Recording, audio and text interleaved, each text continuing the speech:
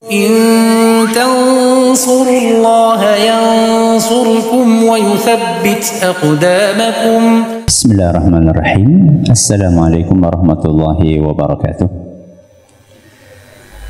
الحمد لله وكفى والصلاة والسلام على رسوله المصطفى وعلى آله وصحبه ومن اكتفى. أما بعد. Jamaah salat zuhur rahimani wa rahimakumullah.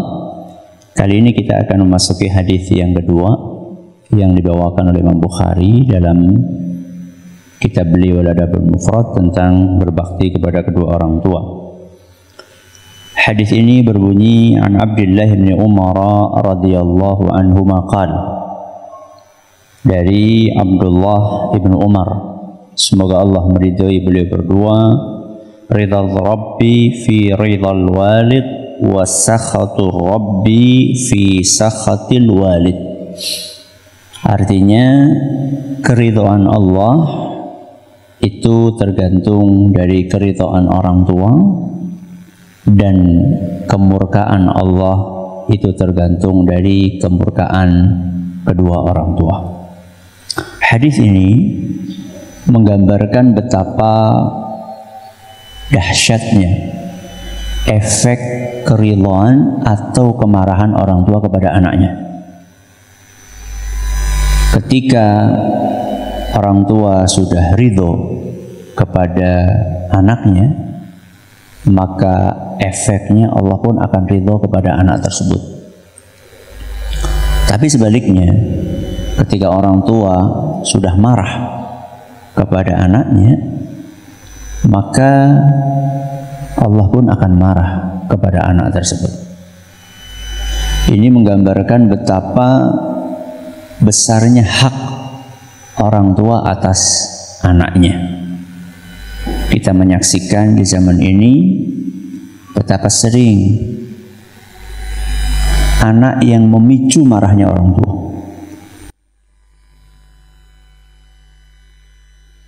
Entah itu karena perkataannya, entah itu karena perbuatannya, sehingga marahlah orang tua. Dan kadang-kadang ada orang tua yang saking marahnya nggak mau memaafkan anaknya. Wah, ini mengerikan. Ya, ketika ada orang tua marah banget sama anaknya, dan anak berupaya untuk minta maaf, dan orang tua belum berkenan untuk memaafkannya, ini dampaknya mengerikan.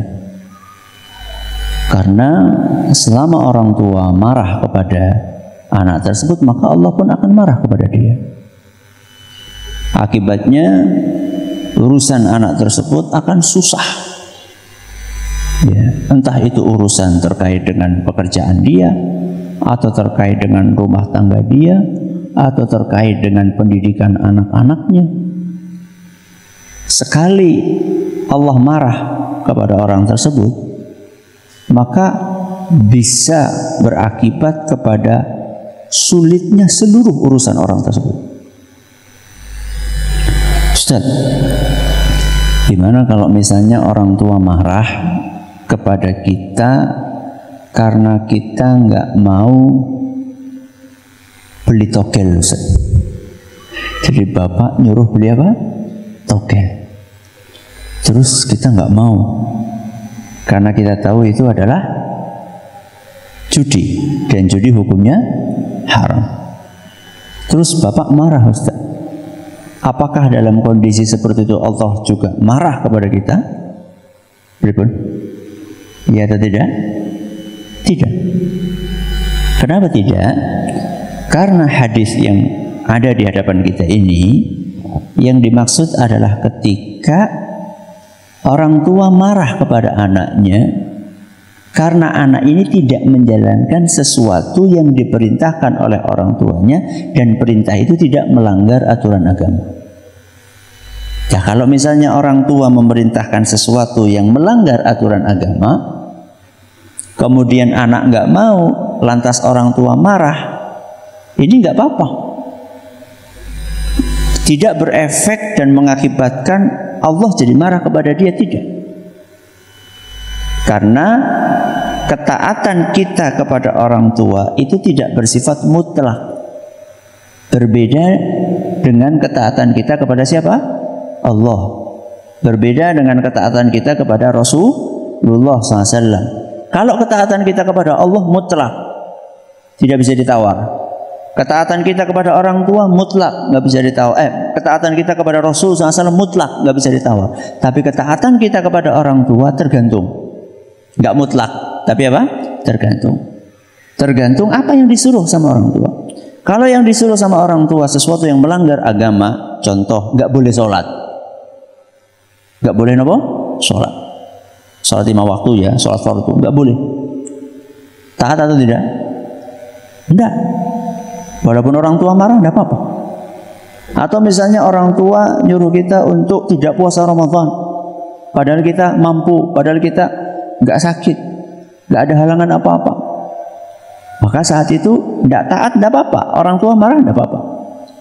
Atau orang tua kita misalnya seperti tadi contohnya, ya nyuruh berbuat maksiat, beli togel nomor, maka kita nggak taat walaupun orang tua marah. Tapi ya ketika kita menolak, maka kita harus berusaha memilih perkataan selembut mungkin.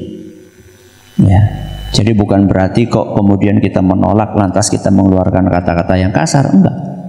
Ya, tidak. Ketegasan itu tidak mengharuskan seseorang mengucapkan kata-kata kasar, enggak. Seperti seorang sahabat yang disuruh murtad sama ibunya, kalau nggak mau murtad nanti ibu nggak mau makan, nggak mau minum. Selama kamu nggak mau murtad, ibu nggak mau makan minum. Murtad nggak? Hah? Enggak. Dengan halus sahabat itu mengatakan, Bu, andaikan engkau punya 100 nyawa, andaikan engkau punya berapa? 100 nyawa, satu persatu nyawamu dicabut supaya aku murtad, nggak mau aku murtad. Tegas ya, tapi tetap menggunakan kata-kata yang tidak kasar. Jadi ketika kita disuruh sesuatu yang melanggar agama, maka kita menolak, tapi dengan kata-kata yang sopan. Ya, dengan kata-kata yang sopan. Terus perintah seperti apa yang harus kita taati? Perintah yang tidak melanggar aturan agama. Contoh misalnya, anak disuruh sama orang tuanya untuk bersih-bersih rumah. Itu melanggar aturan agama enggak? Enggak. Disuruh untuk cuci piring, disuruh untuk cuci baju, disuruh untuk jemur, disuruh untuk ngangkat jemuran, disuruh ngantar pesanan. Maka dalam perintah-perintah seperti ini harus ditaati. Ustadz lagi sibuk jawab WA, tinggalin WA. Apalagi main game, tanggung lagi main game. Selak udan tanggung dalam maning udan bres nembe. Gak boleh. Wajib kita menaati orang tua ketika perintahnya tidak melanggar aturan agama dan tidak membahayakan kita. Ya. Selama tidak melanggar agama dan tidak membahayakan kita, maka wajib ditaati perintah orang tua.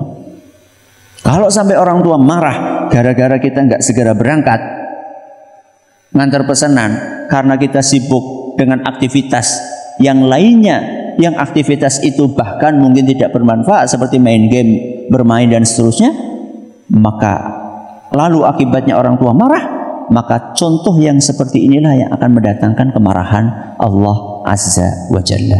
Hadis ini dinilai hasan oleh Syekh Al-Albani. Mudah-mudahan kita dibantu oleh Allah Azza wa Jalla untuk bisa senantiasa berbakti kepada kedua orang tua kita. Wallahu ta'ala a'la wa a'lam. Subhanakallahumma bihamdika asyhadu an la ilaha illa anta astaghfiruka wa atubu ilaik. Assalamualaikum warahmatullahi wabarakatuh.